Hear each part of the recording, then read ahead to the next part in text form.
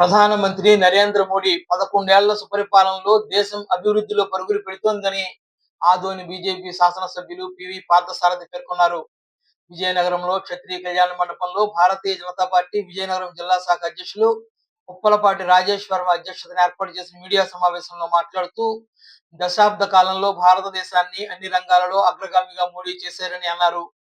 భారతదేశ స్వాతంత్రం తర్వాత మోడీ పరిపాలనకు ముందు మోడీ పాలనలోని పరిశీలిస్తే అనేక అంశాలలో అభివృద్ధి కనబడుతోందని, చాలా సంవత్సరాల పాటు అభివృద్ధి చెందుతున్న దేశంగా మిగిలిపోయిన భారతదేశాన్ని ప్రస్తుతం అభివృద్ధి చెందిన దేశంగా పరిపాలిస్తున్నారని, ప్రపంచంలో ఆర్థిక శక్తి గల దేశాల్లో 10 ఏళ్ల క్రితం మన దేశం 28వ ర్యాంకులో ఉంటే ప్రస్తుతం 4వ స్థానంలో ఉందని పేర్కొన్నారు.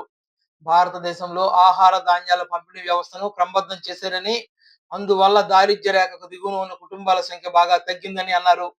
మహిళల అభ్యున్నతి కోసం మోడీ ప్రభుత్వం పెద్దపీట వేసిందని, జన్ ధన్ పథకం కింద మహిళా సంఘాలకు ముద్రా రుణాలు మంజూరు చేయడంతో స్వయం సహాయక బృందాల సంఖ్య ఆయన పాలనలో బాగా పెరిగిందని, ఉజ్వల యోజన పథకం కింద మహిళలకు వంట గ్యాస్ కనెక్షన్లు మంజూరు చేస్తున్నారని, ఉజ్వల పథకం అమల్లోకి వచ్చిన తర్వాత పేద కుటుంబాలకు చెందిన మహిళలు వంట గ్యాస్ కనెక్షన్లు సులభంగా పొందుతున్నారని అన్నారు.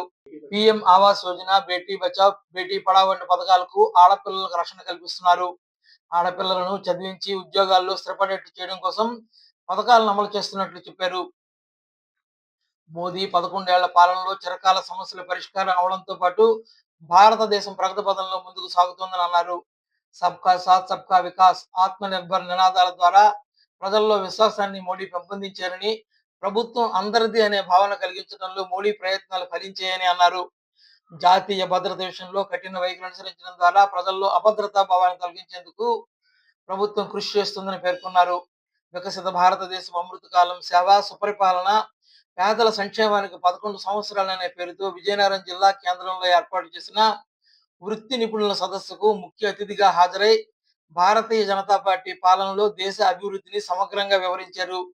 ఈ సమావేశంలో బీజేపీ రాష్ట్ర ప్రధాన కార్యదర్శి Garapati Seetharamanjaneya Chowdary, BJP party social media convener Keshavakanth తదితరులు పాల్గొన్నారు.